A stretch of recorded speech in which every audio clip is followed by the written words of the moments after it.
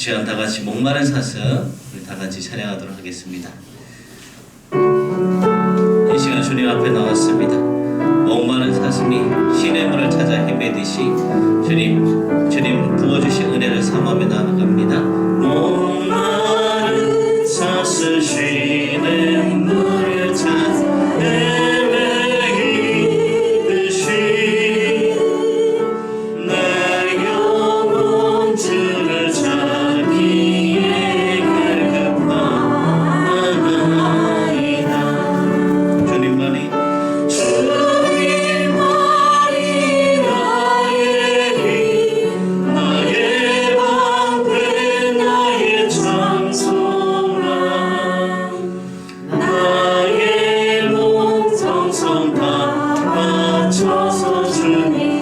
다시 한번 찬양합니다. 목마른 사슴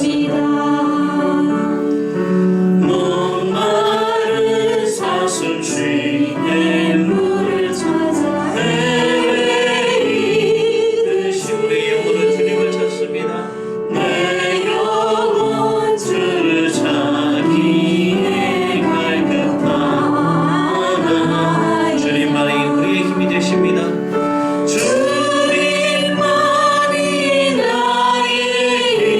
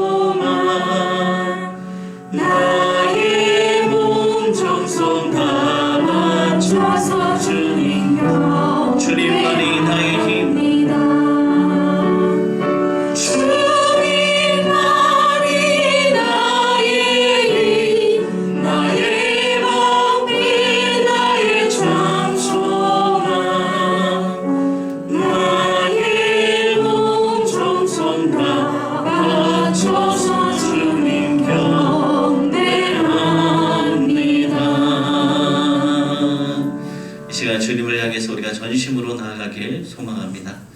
다음 곡은 내 주 하나님 넓고 큰 은혜는 이라는 곡을 찬양할 텐데 우리 주님의 은혜는 우리가 헤아릴 수 없을 정도로 넓습니다. 여러분 날마다 하나님의 은혜를 경험하시고 그렇게 사실 줄로 믿습니다. 더욱더 하나님의 은혜 사모하며 이 시간 내 주 하나님 넓고 큰 은혜는 다 같이 찬양하겠습니다.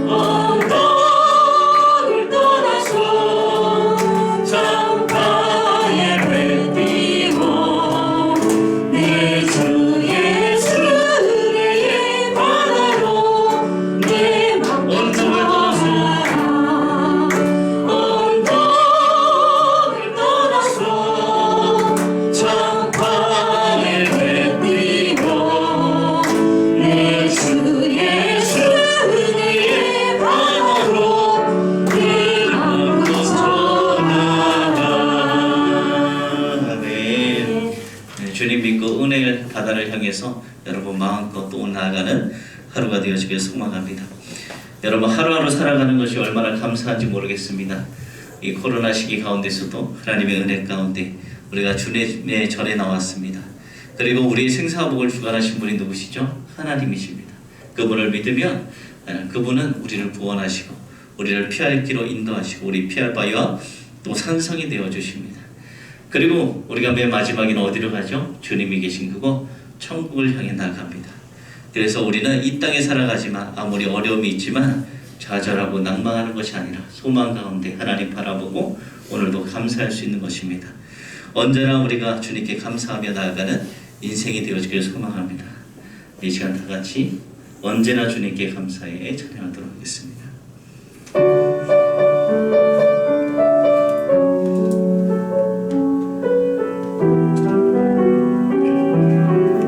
아침 안개 눈 가리듯 아침 안개 눈 가리듯 나의 약한 믿음을 식사할 때 부드럽게 다가온 주의 말씀 아무것도 염려하지 마라 빗줄기에 발이 베이듯 나의 작은 소망 사라져갈 때 고요하게 들리는 주의 음성 내가 너를 사랑하노라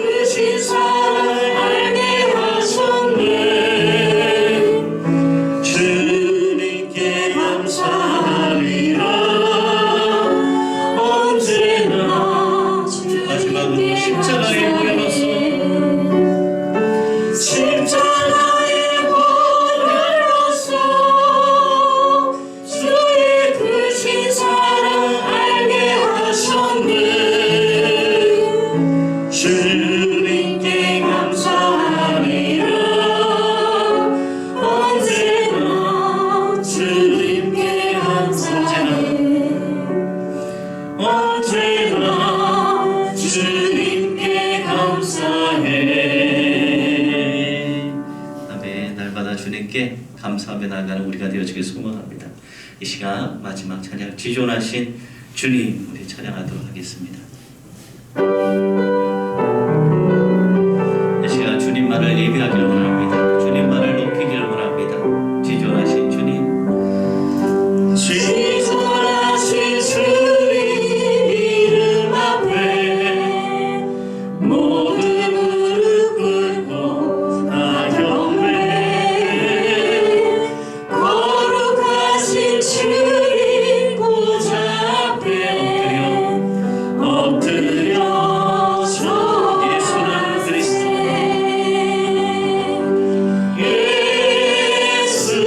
예수는 그리스도, 예수는 주, 예수는 주, 하나님의 영으로 다시 한번 찬양합니다. 경배드립니다. 지존하신 주님 이름 앞에 지존하신 주님 이름 앞에 모든 무릎 꿇고 다 경배, 거룩하신 주님 보좌 앞에 엎드려서 우리 주님은 구원자 그리스도 되십니다. 예수는 그리스도 우리 주님은 우리의 주인 되십니다. 예수는 주, 하나님의 영으로 경배드립니다. 예수는 그리스도, 예수는 그리스도, 예수는 주. 예수는 주, 시간 선명하신 영으로 하나님의 영으로 시간 주님만을 높이기를 경배드립니다. 원합니다. 하나님 우리의 예배를 받아 주시옵소서. 살아계시고 내가 풍성하신 하나님 이 시간 주님께 나아가는 시간입니다. 신령과 진정으로 우리의 온 마음을 다해서 모든 것을 다해서 하나님만을 예배하는 시간 되어지게 하시고 주님 우리의 예배를 하나님께서 또 기쁘게 받아 주시옵소서. 이 시간 악한 영 틈타지 못하도록 주님 막아주시고 오로지 은혜의 시간만이 되어질 수 있도록 하나님께서 함께하여 주시옵소서. 주님이 함께하실 줄 믿습니다. 살아계신 예수님의 이름으로 기도드립니다. 아멘. 다 같이 일어나셔서 찬송가 4장 우리 찬양하도록 하겠습니다.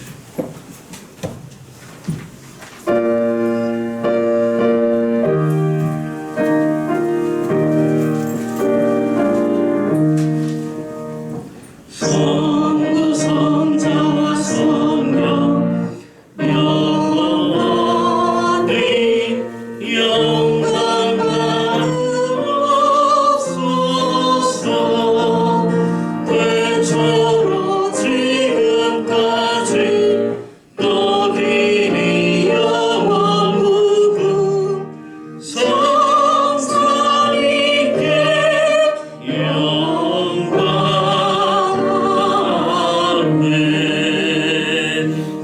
다 같이 사도신경으로 우리의 신앙을 고백하도록 하겠습니다.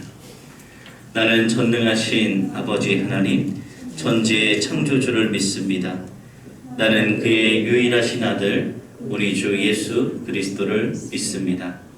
그는 성령으로 잉태되어 동정녀 마리아에게서 나시고 본디오 빌라도에게 고난을 받아 십자가에 못 박혀 죽으시고 장사된 지 사흘 만에 죽은 자 가운데서 다시 살아나셨으며 하늘에 오르시어 전능하신 아버지 하나님 우편에 앉아 계시다가 거기로부터 살아있는 자와 죽은 자를 심판하러 오십니다.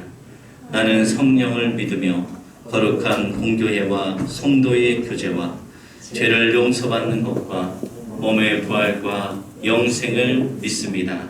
아멘. 다 자리에 앉아주시기 바랍니다.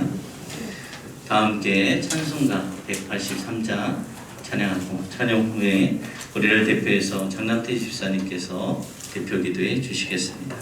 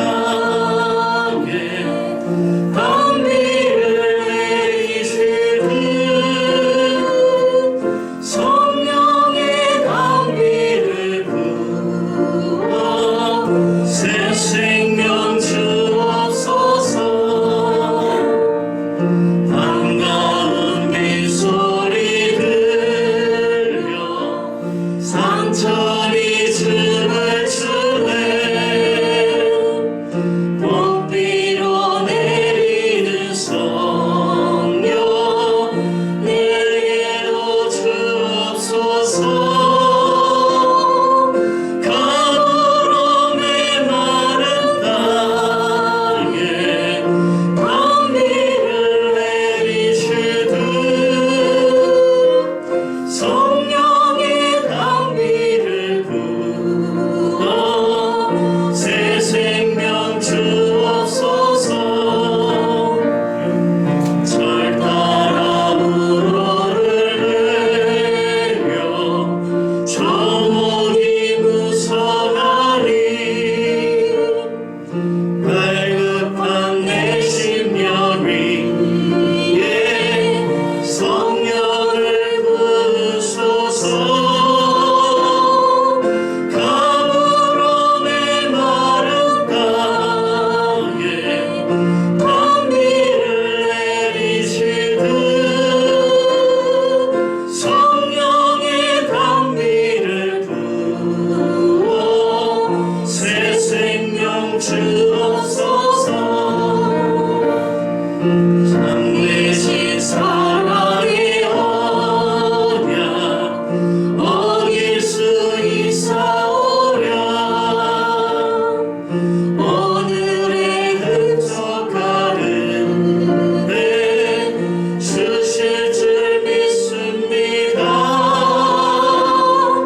가물어 메마른 땅에 단비를 내리시듯 성령의 단비를 부어 새 생명 주옵소서. 아멘.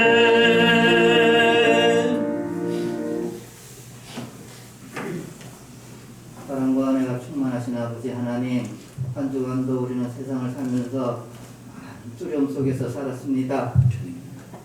아버지 하나님, 우리에게 믿음 허락하여 주셔서 모든 두려움이 사라지게 하시고 아멘. 주님만 바라보니 성실과 정직을 지켜주시고 주여. 모든 환난에서 건져 주시옵소서. 아멘. 아버지 하나님, 우리는 연약하고 나약해서 우리의 결심과 의지만으로는 죄를 이길 수 없음을 고백합니다. 주여. 선을 행하기를 원하지만 원하지 않는 악을 행할 때가 더 많은 우리를 불쌍히 여기시고 주님. 죄성을 따르지 않고 오직 주님만을 의지하고 사모할 수 있도록 주님께서 지켜보하여 주시옵소서. 아멘. 아버지 하나님, 주께서 택하시고 인도하셔서 주의 전에 나와서 주님 은혜를 사모하게 하시니 삽니다. 아멘. 아버지 하나님, 우리의 영혼이 주의 성전의 아름다움으로 만족하게 하시고 주님. 아버지 하나님께 예배하는 동안 은혜를 충만하게 받아 우리의 영혼은 만족함을 누리고 아버지 하나님, 오늘 우리의 삶이 물된 동산 같게 하시고 아멘. 물이 마르지 않는 생같이 되어서 모든 근심이 사라지게 하시고 아멘. 이 세상을 살아가는 동안 승리의 삶을 살 수 있도록 주님께서 지켜보아여 주시옵소서. 아멘. 아버지 하나님, 호산나 교회를 기억하여 주시니 쌉니다. 주님. 지금까지 지켜주시고 보호하여 주신 은혜 감사합니다. 아멘. 코로나 질병 속에서도 아버지 하나님께 예배를 성설할 수 있도록 주님께서 지켜보아여 주신 은혜 감사합니다. 주여. 날마다 성령의 은혜가 차고 넘치게 하시고 아멘. 주님. 기도가 풍성한 은혜의 재단이 되게 하시며 아멘. 세상에서 빛과 소금이 되는 교회가 되게 하시고 주여. 믿지 않는 사람들에게 주님의 영광을 전하는 주님의 사랑을 전하는 아름다운 교회가 되게 하시며 주님. 세계 선교에 앞장서는 교회가 될 수 있도록 주님께서 축복하시고 아멘. 날마다 부흥의 역사가 일어나도록 성령 충만한 은혜를 내려 주시옵소서. 아멘. 아버지 하나님, 귀하신 목사님 단에 세우셨습니다. 하나님, 성령의 두루마리를 입혀주시고 아멘. 말씀의 능력을 보여주셔서 말씀이 선포될 때에 우리의 믿음이 더욱 견고하게 하여 주시옵시고 주님. 주님을 더욱 사랑하게 하여 주시옵시며 아멘. 우리의 귀가 열리고 마음이 열려서 아버지 성령의 열매가 30배, 60배, 100배의 결실을 얻는 충만한 은혜의 시간이 되게 하여 주시옵소서. 아멘. 아버지 하나님, 지금은 처음 시간입니다. 마치는 시간까지 성령님이 함께하여 주셔서 주님. 악한 마귀 산탄 틈막 트도록 주님께서 지켜보아여 주실 줄 믿습니다. 주님. 아버지 하나님께 모든 것 맡기고 우리 주 예수 그리스도 이름 받들어 기도드렸습니다. 아멘.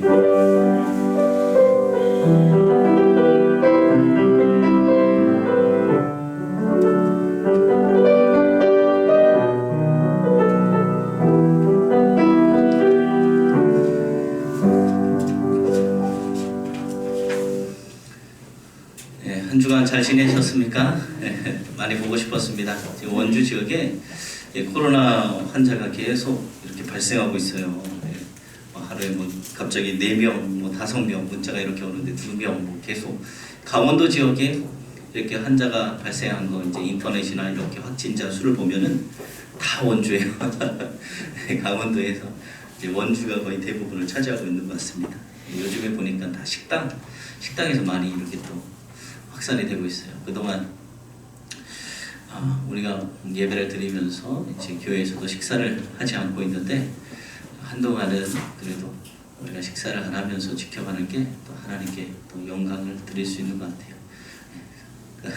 우리는 뭐 괜찮지만 가족이랑 우리 한 가족이랑 괜찮지만 혹시라도 만약에 주변에 이렇게 또 오픈되어 있다 보니까 스터디 카페나 여러 곳이나 있기 때문에 혹시 모를 바이러스가 침투해서 만약에 그런 일이 발생한다면 하나님의 영광을 가리기도 하고 또 우리가 잠시 뭐 육의 양식을 잠시 좀 못 먹더라도 허기지더라도 영의 양식으로 가득 채우고 집에 가서 또 맛있게 또 드시면 밥이 더 꿀맛이 될 것 같습니다.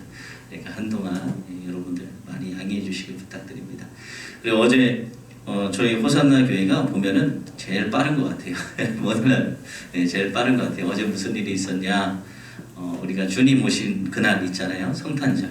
성탄절을 준비하기 위해서 우리 집사님, 우리 장성태 집사님, 그리고 수빈 형제, 그리고 유빈 형제가 와서 어제 성탄 트리 여기 장식을 종탑에 다 했어요. 더 지나면 날씨도 추워질 것 같고 또 그런 여러 가지 일에서 많이 헌신해 줬습니다. 그래서 날씨가 어제도 상당히 추웠어요. 오후 되니까 많이 추워져서 혹시 감기 걸리지 않을까 걱정이 되기도 했는데 섬겨주셔서 아주 이쁘게 불이 잘 들어옵니다. 아직 기간이 안 돼서 아직 오픈하진 않았지만 여러분들 그 성탄의 종탑을 보면서 수고한 이도 기억하시고 기도해 주시고 또 이제 주님 오실 그날 우리가 또 기다리면서 나아가는 귀한 기간이 되어지길 소망합니다. 그 외에도 뭐 교회를 위해서 청소해 주시고 항상 수고해 주시고 기도해 주시고 여러분들의 헌신 때문에 우리 부산들 교회가 지금처럼 계속 나아갈 수 있고 또 점점 아름다워져요. 많이 아름다워졌죠. 앞으로 이 자리가 가득 차게 될 줄로 믿습니다. 제가 어제 또 우리 홈페이지가 있잖아요. 기억하시나요? 홈페이지가 있습니다. 다음이나 네이버에서 치시면 이제 나올 거예요. 구글에서 잘 안 뜨더라고요. 뜨게 하는 방법을 알아야 되는데 들어가시면 제가 어제 그동안 올려놓지 못한 사진들 있어요. 계속 찍었었는데 어제 다 올렸어요. 그래서 한번 들어가서 우리 교회가 지금까지 어떤 일들이 있었는지 한번 쭉 보시면 또 여러분들에게도 재밌는 시간이 될 것 같습니다. 오늘 그리고 중요한 광고가 있었네요. 다음 주일은 추수감사절 예배를 드립니다. 오늘 우리에게 주시는 하나님 말씀은 구약성경 사사기 1장 1절부터 21절의 말씀입니다. 구약성경 사사기 1장 1절부터 21절의 말씀입니다.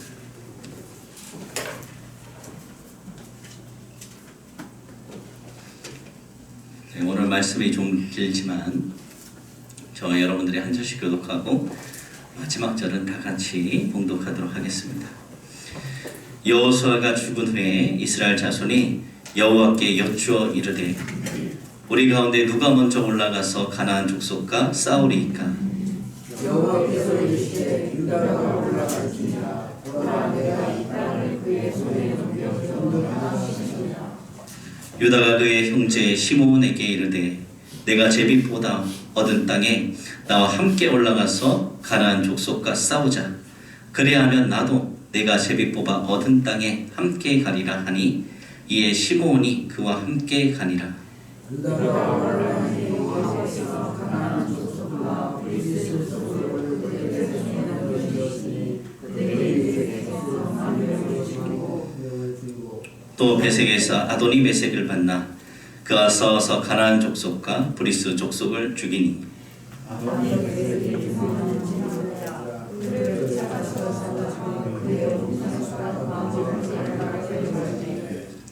아도니 베색이 이르되 옛적에 70명의 왕들이 그들의 엄지손가락과 엄지발가락이 잘리고 내 상 아래에서 먹을 것을 줍더니 하나님이 내가 행한 대로 내게 갚으심이로다 하니라.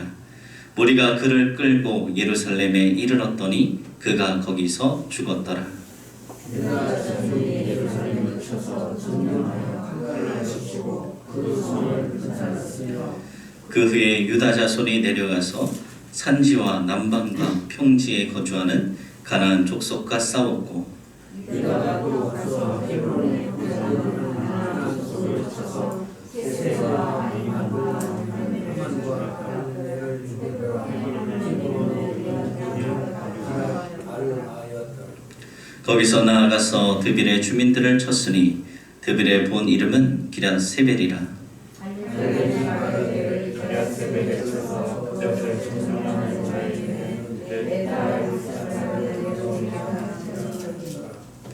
갈렙의 아우 그나스의 아들인 온니엘이 그것을 점령하였으므로 갈렙의 그의 딸 악사를 그에게 아내로 주었더라. 악사가 출발할 때에 그에게 청하여 자기 아버지에게 말을 물어보고 나이에서 내림에 갈렙이 묻되 등한 것을 원하냐 이르되 내게 복을 주소서. 아버지께서 나를 남방으로 보내시니 샘물도 내게 주소서 하매 갈렙이 윗샘과 아랫샘을 그에게 주었더라. 그의 자손이 유다 자손과 함께 동명하고 성읍에서 올라가서 아람 한방의 유다 황제에 이르고 그 백성들이 거주하더라. 유다가 그의 형제 시므온과 함께 가서 스밧에 거주하는 가나안 족속을 쳐서 그곳을 진멸하였으므로 그 성읍의 이름을 호르마라 하니라. 유다가 가서 그 지역과 아스스민이 그 지역과 에브론이 그 지역을 점령하였고 여호와께서 유다와 함께 계셨으므로 그가 산지 주민을 쫓아내었으나 골짜기의 주민들은 철병거가 있으므로 그들을 쫓아내지 못하였으며 그들의 모세가 그가 거기서 하나님의 아들을 쫓아내었고 다 함께 읽겠습니다. 베냐민 자손은 예루살렘에 거주하는 여부스 족속을 쫓아내지 못하였으므로 여부스 족속이 베냐민 자손과 함께 오늘까지 예루살렘에 거주하니라. 아멘. 네, 오늘 우리에게 주시는 하나님 말씀입니다. 오늘 말씀의 제목은 우리가 바로 사사라는 제목으로 말씀을 전하고자 합니다. 여러분이 바로 사사예요. 오늘 우리가 읽은 말씀이 이 사사기의 말씀이잖아요. 어렵고 이 혼란한 시대는 바로 강력한 지도자가 필요한 그런 시대입니다. 시대가 혼란할수록 사람들은 자기 중심적으로 생각해요. 자기 뜻대로만 해가려고 합니다. 자기 이익을 채우는 일에 급급해지기 마련입니다. 이런 어려운 시기에 나타난 사람들의 어려움 바라보고 그들을 위해서 그들을 건져내는 이들은 하나같이 마음이 넓고 생각이 크기가 깊고 남의 어려움을 먼저 살피고 나라나 민족에 철저히 헌신한다라는 그런 특징을 가지고 있습니다. 그런데 이 사사기는 성경 중에서도 보면은 매우 매력적이에요. 그리고 어떻게 보면은 어려운 책이기도 합니다. 우선 이 사사기서가 매력적인 이유가 있어요. 그것은 여러분들이 좋아하는 것처럼 영웅이 딱 나타나서 나라가 어려울 때 영웅이 나타나서 혜성처럼 등장해서 이 원수들을 물리치고 나라와 민족을 구한 믿음의 영웅들의 이야기가 가득하기 때문에 우리에게 너무나도 도전이 되고 좋아하는 책입니다. 그리고 이 사사기가 어려운 이유가 있어요. 그것은 그 내용이 통일성이 없다는 거예요. 이렇게 나왔다 저렇게 나왔다 사사가 여기 등장했다 저기 등장했다 하나님께서 그때마다 쓰셨기 때문에 이 사사기의 구조를 살펴보면은 이스라엘 백성들이 이제 가나안 땅에 들어가야 되는데 가나안 민족들을 하나님께서 다 몰아내려고 하셨어요. 몰아내라고. 그런데 철저히 그들을 다 몰아내지 못하고 결국에는 어떻게 되느냐 그들을 닮아가요. 그런 이야기가 나옵니다. 그리고 그들은 가나안에 들어가고 또 적응하는 과정에서 믿음을 지키지 못하고 타락하고 변질되고 맙니다. 그리고 여러 지파들이 어려움에 빠질 때마다 하나님께서 사사를 보내서 구원하시는 이야기들이 또 등장합니다. 그리고 사사기 이 마지막 부분 이제 왕정 시대가 되기 전에 이스라엘 백성들이 이제 가장 크게 타락한 모습에 대한 그런 이야기가 등장하고 또 자백으로 구성되어 있어요. 단 지파, 12지파 가운데 단이란 지파가 어떻게 하나님을 떠나서 우상 숭배에 빠지게 되었는지, 또 여호수아가 분배해준 땅 있잖아요. 12지파로 이렇게 분배해준 땅을 포기하고 엉뚱한 방향으로 나아가는 그들의 모습, 그리고 베냐민이라는 이 지파는 동성연애를 합니다. 하나님이 동성연애 기뻐하실까요? 당연히 싫어하시죠. 동성연애로 인해서 그로 인해 촉발된 그 부족, 그 12지파 간의 내전, 이런 이야기가 기록되어 있습니다. 우리 생각해 보면 이 사사기 시대에, 혼란한 시대, 이 시대가 그냥 없어져 버리고 그냥 바로 여호수아 그 이야기에서 바로 그 사울 왕도 아니고 바로 유명한 다윗의 왕정 시대로 넘어갔으면 얼마나 좋았을까, 얼마나 이상적이었을까, 그렇게 생각할 수가 있습니다. 그런데 이 사사기 안에도 보면은 그런 이야기들이 있어요. 이스라엘의 왕이 없으므로 라는 표현이 이 사사기 안에도 계속해서 들어 있습니다. 이 말은 무슨 뜻이냐? 바로 이 이스라엘 이 통일 왕국이 아니었기 때문에, 우리의 왕이 없기 때문에 지금 우리나라가 이렇게 우리 민족이 혼란을 겪고 있다라는 뜻입니다. 만약에 곧장 그 다윗 왕국으로 하나님께서 기뻐하시는 다윗 왕, 그 왕이 다스렸던 시기로 이어졌더라면 이스라엘은 아무래도 이제 그 강력한 그 시대였기 때문에 강력한 통일 왕국 형성했을 것이고 이런 혼란은 일어나지 않았을 것입니다. 그러나 그들은 여호수아가 이제 가나안 땅을 침공한 이래 여러 지파로 나뉘어 끝까지 이제 400년이나 걸친 시간 동안 그 땅에 사는 원주민들과 계속해서 싸움을 이어나갔어요. 그래서 어떤 이들이 이 사사기의 역사를 가지고 실패의 역사다, 또 어떤 이들은 모순의 시기다라고 이야기를 하기도 합니다. 그런데 우리가 알아야 될 것은 이 사사기에 기록된 이 혼란의 역사야말로 오늘날 우리 교회에게, 여러분들에게 주는 가장 큰 교훈을 담고 있다는 것입니다. 만약 이 여호수아의 이 가나안 침공이 다윗의 왕정으로 사사기 시대가 없고 왕정으로 끝이 났다면은 오늘날 우리가 있는 이 교회는 설당을 잃었을 것이에요. 왜 그런지 말씀을 통해서 한번 보도록 하겠습니다. 구약 성경에 보면은 구속사적인 관점, 그러니까 구원의 길을 이뤄가는 관점에서 볼 때 이 여호수아가 가나안 땅을 공격하는 그 침공은 무엇을 나타내느냐? 예수 그리스도의 십자가의 승리를 나타냅니다. 가장 대표적인 것이 여호수아가 기브온 전투에 임하게 됩니다. 기브온 전투에 임하고 이제 승리를 하게 돼요. 그래서 아모리 다섯 왕의 그들의 목을 발로 밟는 장면이 있어요. 이것이 어디에서 본 것 같지 않아요? 여기는 대단한 성경적 의미가 있습니다. 우리가 잘 알고 있는 원복음, 최초의 복음, 창세기 3장 15절 말씀 보면은 여인의 후손이, 그 뱀의 사단의 후손의 머리를 박살내는 그런 장면이 있잖아요. 그리스도의 십자가의 사건은 사탄의 머리를 꿰는 것, 원수의 목을 밟는 것이었기 때문입니다.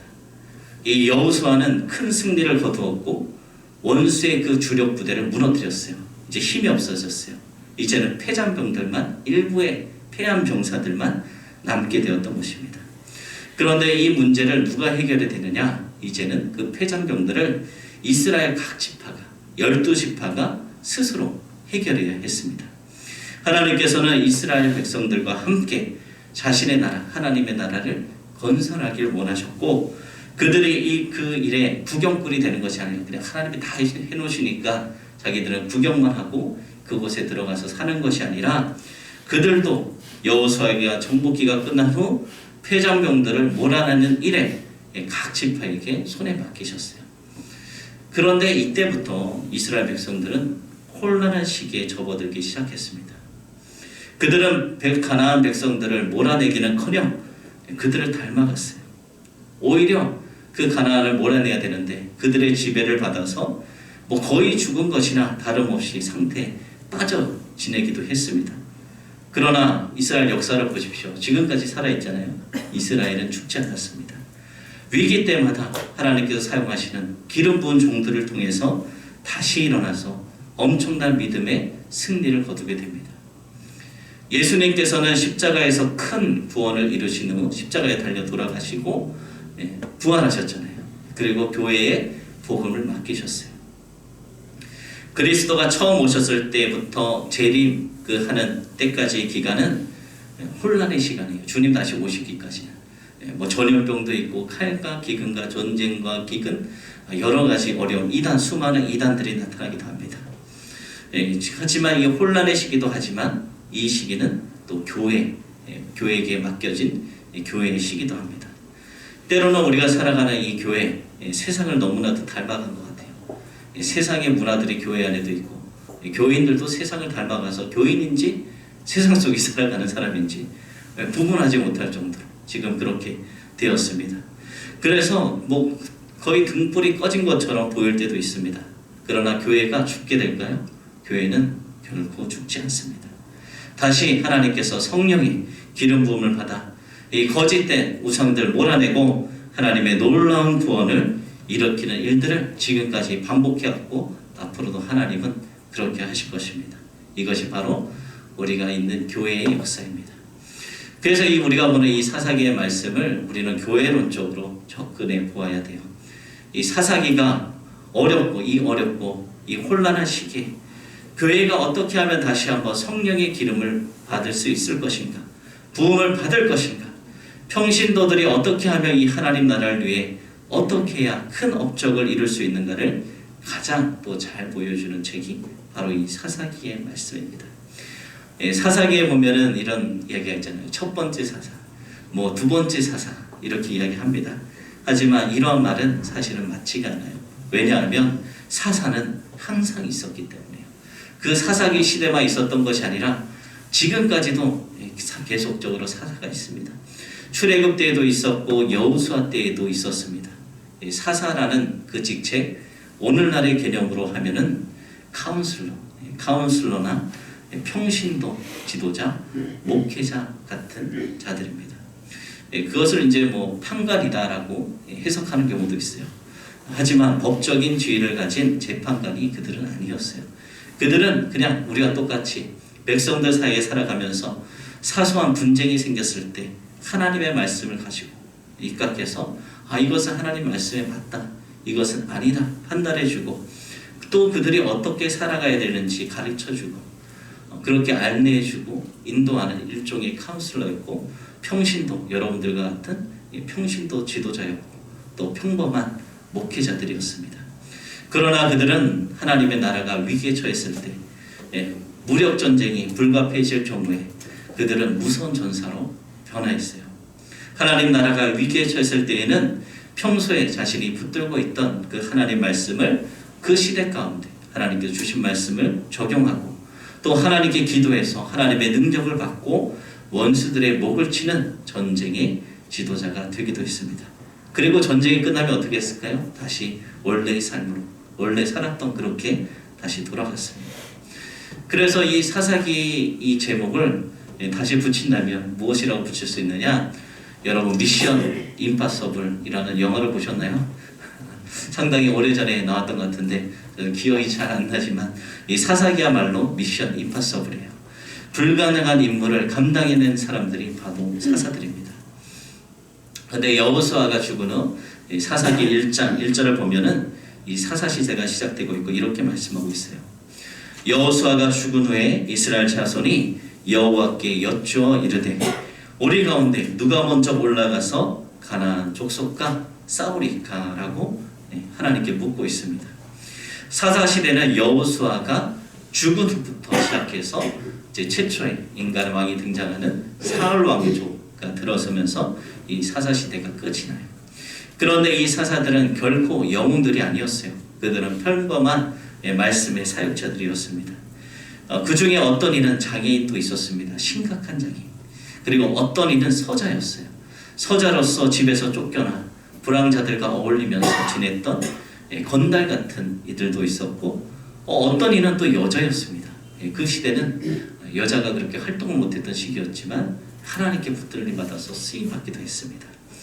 어떻게 이들의 인물을 보면은 전쟁과는 도무지 어울리지 않는 그런 평범한 사람들이었어요. 그러나 이 나라가 위태로워지고 하나님의 말씀이 그들 가운데, 우상들 가운데, 이방 민족들 가운데 하나님의 말씀이 진실성이 위태롭게 되자 이 평범한 사람들이 하나님 말씀을 붙들고 일어나 위대한 임무들을 다 감당해냈습니다. 우리는 여기에서 이제 시대를 구분해 볼 수가 있어요. 모세 시대, 그리고 여호수아 시대, 그리고 그 후에 사다 시대, 이렇게 이어져 내려온 이 모습을 통해서 이 구원의 역사에 이른 구원사적으로 또 볼 수가 있습니다. 모세 시대, 모세가 무엇을 받았죠? 하나님으로부터 계명을 받았잖아요. 그래서 그 시대의 특징은 율법의 시대라는 거예요. 하나님께서 이제 시내산에서 불과 하염으로 불 가운데 나타나셔서 보아도 하나님이 그 당시에 이스라엘 백성들에게 어떤 방식으로 나타나셔서 그들 가운데 어떻게 되어 있는지 알 수가 있습니다. 율법 시대의 특징이 있어요. 그 시대는 여러분들 이제 말씀을 들으면 알겠지만 나무도 없고 물도 없는 상황에서 오로지 하나님 말씀만 가지고 끊임없이 그들이 훈련받은 것이에요. 사실 예수 그리스도가 이 땅에 오시기 전까지 풍성함이란 것은 율법에서는 별로 찾아볼 수가 없었습니다. 하나님이 주셔야지만 먹을 수 있었고, 만나와 메추라기를 내려주셔야지만 먹을 수 있고, 그래서 세례 요한을 보면 알 수가 있잖아요. 세례 요한이 율법을 따라서 살았는데 그는 어떤 옷을 입었습니까? 가죽 옷을 입고, 그리고 메뚜기와 석청을 먹으며 날마다 자기의 죄에 대해서 애통했습니다. 이것이 바로 율법 시대의 특징이에요. 그리고 그리스도가 오시기 전까지 죄인들은 풍성할 수가 없었어요. 하나님께서 그토록 이스라엘 백성을 사랑해서 만나와 메추라기로 먹이시고 반석의 물로 살려주셨음에도 불명하고 모세가 분노로 모리와 바위를 내리치는 모습으로 이 율법 시대가 또 막이 내립니다. 뒤이어서 후계자가 누구죠? 여호수아 시대. 여호수아가 보여준 것은 어떠한 모습이었나요? 하나님 나라의 모습이었어요. 그리스도의 십자가는 유월절 피로 인해서 장자가 죽는 그것을 좌우 문설주 임방이 바르는 집은 넘어가는 유월절, 그리고 홍해를 건너는 일로 나타났지만 이 하나님 나라의 성격은 가나안의 풍성함으로 또 표현되어 있습니다. 가나안은 광야와는 전혀 다른 세계였어요. 그것은 풍성함이 있었고 또 이것을 선택할 수도 있고 저것을 선택할 수도 있는 여유가 있는 곳이었습니다. 앞에서 이야기했듯이 여호수아의 특징적인 모습은 아모리의 그 다섯왕의 목을 밟은 것이에요. 아모리 다섯왕은 이스라엘 백성을 멸망시키기 위해서 기브온으로 그들이 몰려왔지만 하나님께서 태양과 달이 지지 않게 놀라운 하나님의 능력을 보이시고 그것으로 인해 패배하고 그들의 결국 목이 밟혀 죽는 것으로 최후를 맞이하게 됩니다. 그러나 여호수아는 자신이 가나안 전 족속을 멸망시키는 대신 각 지파에게 제비를 뽑기요. 그래서 스스로 자기 땅을 정복하라라고 하나님 나라를 세우게 합니다. 이것이 아까 이야기했듯이 오늘날 우리 교회의 모습과 비슷합니다. 마귀의 주력 부대는 갈보리 산에서 예수님이 십자가에서 달려 돌아가시고 부활하신 그때 이미 결정적인 패배를 당했어요. 그리스도께서 사탄의 목을 밟으시고 그 머리를 깨뜨리셨습니다. 그러나 사탄이 또 완전히 멸망한 것은 아니에요. 그 남아있는 세력도 무시할 수가 없어요. 사탄의 세력이 지금도 우리 가운데 역사하고 있잖아요. 또 우리가 사사기에서 보는 것은 여호수아가 물리친 가나안 족속들이 다시 그 땅에 돌아와서 살고 있는 모습입니다. 대표적인 곳이 예루살렘이에요. 예루살렘은 유다 족속들이 이미 패배시키고 그들 불까지 지른 곳이었습니다. 그런데도 이 가나안 족속들은 끊임없이 다시 들어와서 그 땅에 들어와서 살고 있었어요. 찰거머리 같이 붙어서 나가지 않고 아무리 쫓아내도 다시 돌아왔습니다. 그런데 나중에는 결국 어떻게 됩니까? 이스라엘 백성들은 그들과 타협하고 같이 살기 시작했고 급기야 이 타협이 이스라엘의 발목을 또 잡게 됩니다. 이 사사기가 교회를 상징한다고 했습니다. 그리스도는 십자가에 의해서 승리했지만 세부적인 부분은 아직 우리에게 남겨두셨어요. 왜 그렇게 하셨을까요? 우리도 바로 여러분들도 하나님 나라를 위해서 무언가 할 일, 그 일들을 하나님께서 우리에게 남겨주셨기 때문입니다. 이 사사기에 보면은 각 지파들이 어떻게 원수를 몰아내고 하나님 나라를 세우는지 보여주고 있어요. 물론 그 가운데 무질서와 혼란이 있습니다. 왕이 있었더라면 아마 이런 혼란은 없었을 것처럼 보여요. 그러나 이스라엘은 12지파로 나누어져 있었기 때문에 오히려 그들이 한꺼번에 부패하지 않고 400년의 시간을 버틸 수가 있었던 것입니다. 이 사사시기야말로 어떻게 보면은 평범한 사람들이 하나님 나라를 위해서 크게 헌신할 수 있는 시기입니다. 모세 시대 때 누가 감히 하나님 그 앞에 나가서 계명을 받아올 수가 있었을까요? 하나님을 만나는 즉시 즉사할 수밖에 없기 때문에, 죄인이기 때문에. 여호시아 시대 때 누가 감히 아모리 다섯 왕의 그 굵은 목을 발로 밟을 수가 있었겠습니까? 하나님께서 쓰신 위대한 지도자들이었습니다. 그러나 사사시대, 지금의 교회 시대, 이 시대는 출신, 사회적인 신분 그런 거 상관없이 장애인이나 남녀 구분 없이 그냥 말씀에 헌신되고 성령으로 기름 부은 자라면 누구든지 놀랍게 역사를 행할 수 있고 불가능한 임무를 완수해낼 수 있는 시금이 바로 그 시기인 것입니다. 예수님은 제자들에게 이렇게 이야기했어요. 세례 요한의 때부터 지금까지 천국은 침노를 당하나니 침노하는 자는 빼앗느니라 라고 말씀하셨습니다. 바로 이것이에요. 하나님 나라를 위해서 다름질하는 자가 바로 상을 받는 것입니다. 사도 바울은 이렇게 이야기했습니다. 자기의 육체를 위하여 심는 자는 육체로부터 썩어진 것을 거두고 성령을 위하여 심는 자는 성령으로부터 영생을 거두리라 라고 말씀했습니다. 무엇을 위해 사느냐? 그것은 바로 여러분의 선택에 달려있어요. 자기 자유의지입니다. 하지만 우리가 성령을 위해 살 수도 있고 육신을 위해서 우리가 살 수도 있습니다. 그러나 그 삶에 대한 평가와 상급은 하나님 앞에서 정확하게 마지막 때에 이루어진다는 것입니다. 여호수아가 죽고 난 후 이스라엘 자손들은 한참 소강 상태에 빠져 있었어요. 자기가 분배받을 땅이 이미 다 정해져 있고 그 땅을 나가서 진격해서 싸우기만 하면 되는데 그렇게 하지 않고 서로 눈치만 보고 있는 거예요. 각자 싸워야 할 땅이 이미 정해져 있는데도 그냥 올라가서 싸우기만 하면 돼도 그들은 올라가지 않고 하나님께 이렇게 물어봅니다. 누가 먼저 올라갈까요? 라고 하나님께 물어봅니다. 그들의 신앙이 좋아서 하나님의 뜻을 물었던 것일까요? 아니에요. 그냥 서로 눈치만 보다가 누군가 하나는 빨리 올라가야 될 것 같으니까 물은 거예요. 이것은 마치 이것과 같습니다. 추운 겨울날 형제 중 누군가는 밭에 나가서 물을 뽑아와야 돼요. 형제 중 누군가는 아주 추운 날이에요. 근데 전부 아래목에 앉아서 서로 눈치만 보고 있는 것과 마찬가지. 너가 가라. 그러다가 결국에는 아버지한테 묻습니다. 아버지, 누가 가야 될까요? 그러니까 아버지가 이렇게 이야기했어요. 아니, 당연히 장남이 가야지.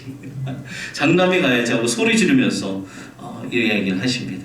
그러니까 왜 하필 장남으로 태어났을까 탄식하면서 물을 뽑으러 가는 것과 마찬가지예요. 그런데 이스라엘 백성들에게는 장남이 한 명이 아니었어요. 3명이었습니다. 3명. 육체적인 장남 르우벤 지파. 그러나 그는 물 같은 끓는 성질 때문에 신앙적인 장남이 되지 못했어요. 이스라엘의 신앙적인 장남은 유다 지파였고 세상적인 영역의 장남은 요셉 지파였습니다. 이 요셉 지파는 물질적인 축복을 가장 많이 받았고 세상적인 일에도 항상 주도권을 장악했어요. 그런데 하나님께서는 이 가나안 땅을 침공하는 일에 누구를 지목하시냐? 바로 유다 지파를 지목합니다.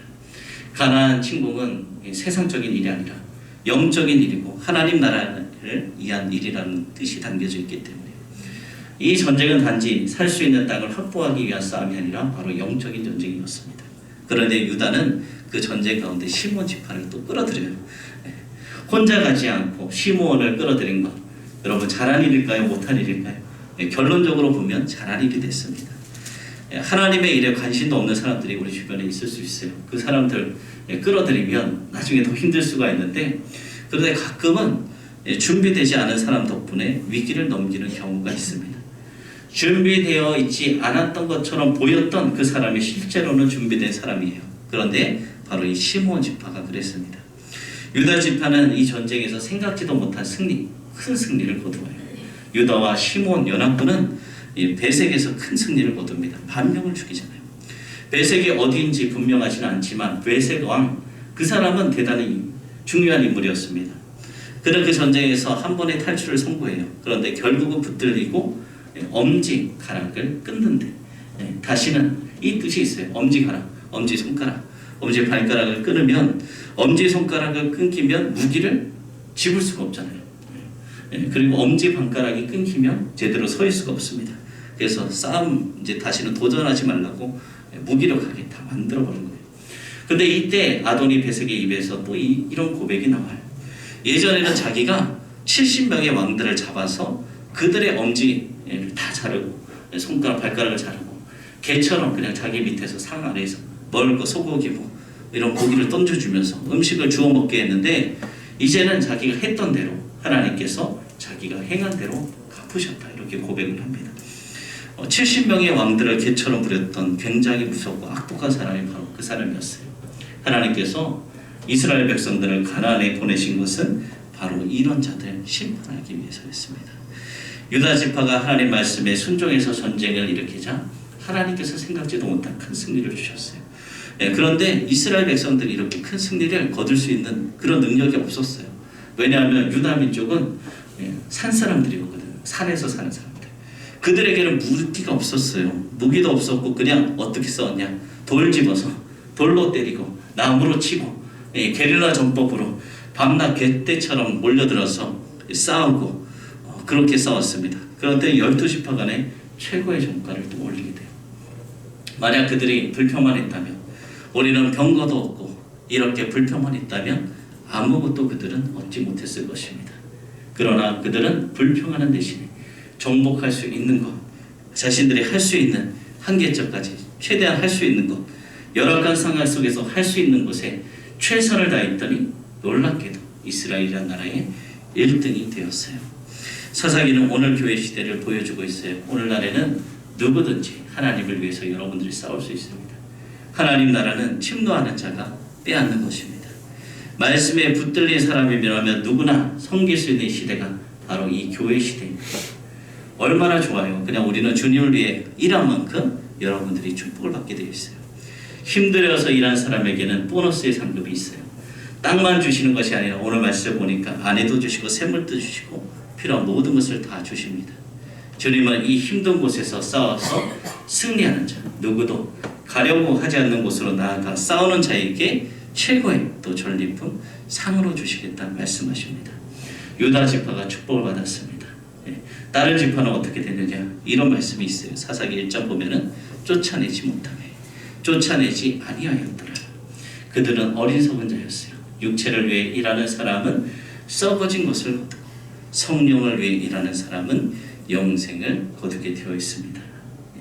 여러분 오늘도 우리가 살아가고 있는 이 교회 시대가 바로 이 사사의 시대와 같습니다.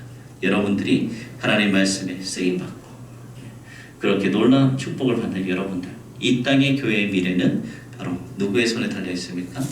이 시대의 사사의 여러분들 손에 달려 있습니다. 우리 다 같이 찬송가 459장 찬양하며 또 봉헌하도록 하겠습니다.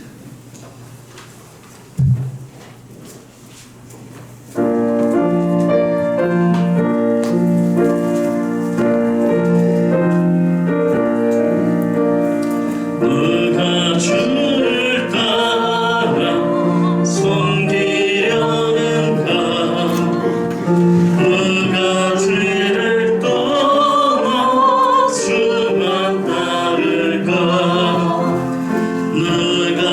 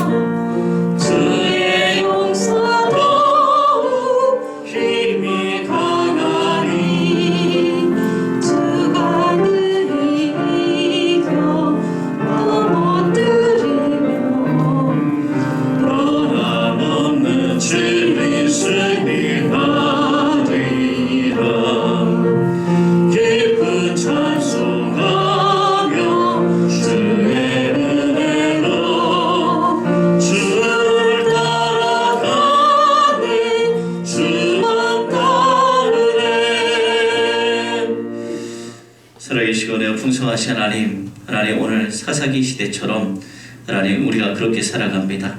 이 시대에 자기 소견의 어른들을 행하며 왕이 없어서 혼란하고 하나님 자기의 주장대로 살아가는 하나님 그런 시대 가운데 살아가고 있습니다.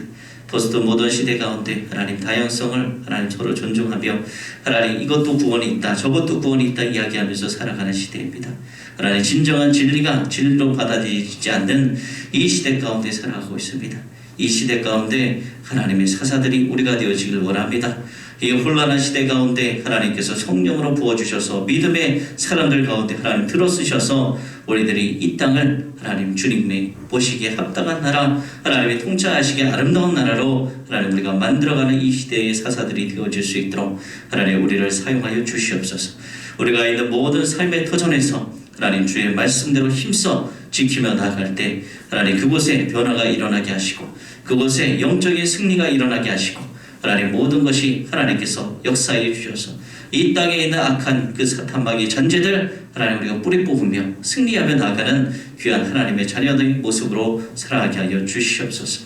하나님 이 시간 주님의 전에 나왔습니다. 우리를 구원해 주신 하나님 은혜에 너무나도 감사해서 하나님 모든 예물을 주님께 올려드리고 우리의 목소리 드리고 우리가 헌신하며 주님 앞에 나아가고 있습니다. 주님 말씀하여 주셨기에 너희가 먼저 그의 나라 그의 구하며 모든 것을 더해 주신다고 주님 말씀하여 주셨기에 우리의 삶의 우선순위를 주님 앞에 드리고 하나님 원하시는 뜻에 하나님 살아가기 위해서 노력하고 있습니다. 하나님 우리 성도들의 모든 것 하나님 기뻐 받아주시고 그 중심을 보시고 하나님 축복하여 주시옵소서. 하는 것마다 주님 안에서 하나님 은혜를 누리게 하시고 하나님이 도와주시고 피할 길을 열어주시고 하나님 또한 하나님 전능하신 능력으로 도와주시는 그 도움의 손길을 날마다 경험하는 하나님 놀라운 삶 살아가는 우리 성도들의 삶이 되어질 수 있도록 하나님 축복하여 주시옵소서. 하나님 코로나 시기입니다. 하나님 단 한 명도 우리 성도들이 하나님 바이러스에 감염되지 않도록 영육간의 강건함 도와해 주시고 면역력을 강건케 하여 주시옵소서. 또 주님 앞에 하나님 날마다 간절히 구하고 찾고 두드리며 주님 앞에 매달려 기도할 때 하나님께서 응답해 주신 놀라운 축복을 누리며 살아가는 우리 모든 성도들의 삶이 되어질 수 있도록 하나님 인도하시고 축복하여 주시옵소서. 주님께 모든 것을 맡기며 감사드립니다. 살아계신 예수님의 이름으로 기도드립니다. 아멘. 다 같이 일어나셔서 찬송가 315장 1절하고 4절만 부르고 축도로 오전 예배 마치도록 하겠습니다. 1절하고 4절만 찬양하겠습니다. 내 주 되신 주를 참 사랑하고 곧 그에게 죄를 다고 합니다. 그 은혜를 주신 내 예수님이 이전 떠나가 사랑합니다. 4절입니다. 그 영광의 나라 나 들어가서 그 풍성한 은혜 늘 감사하리. 그 멸류관 쓰고 나 찬송할 만 이전보다 더 사랑합니다. 이제는 우리 주 예수 그리스도의 은혜와 하나님 아버지의 무궁하신 사랑과 성령님의 감화감동 교통하심이 이 혼란한 시대 가운데 하나님의 군사로 하나님의 사사로 하나님 쓰임받길 원하는 우리가 있는 모든 곳에서 하나님 영적으로 승리하길 원하는 하나님 말씀으로 무장되어 나아가길 원하는 우리 호산나 교회 성도들 머리머리 위에 하나님께서 부어주신 축복이 이제로부터 영원토록 함께하기를 간절히 축원하옵나이다. 아멘.